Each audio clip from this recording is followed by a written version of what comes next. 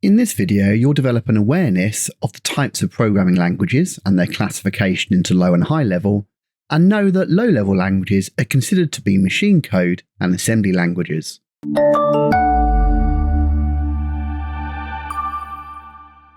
So the first big question to answer is, what exactly is a programming paradigm?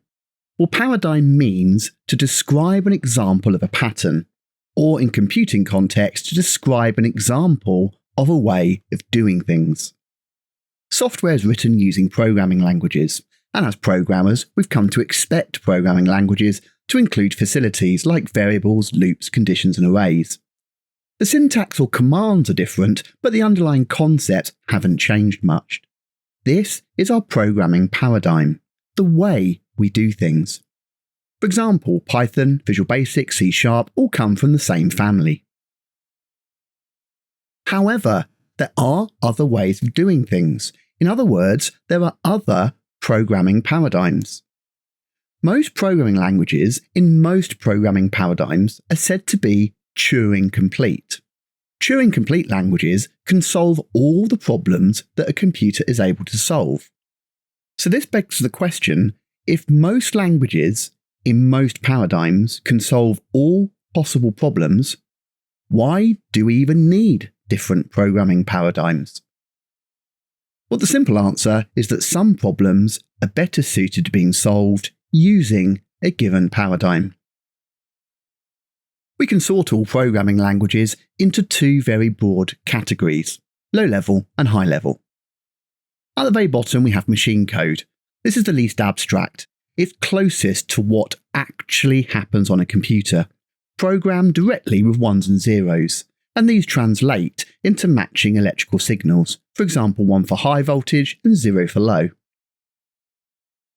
Next, on top of that, came assembly languages.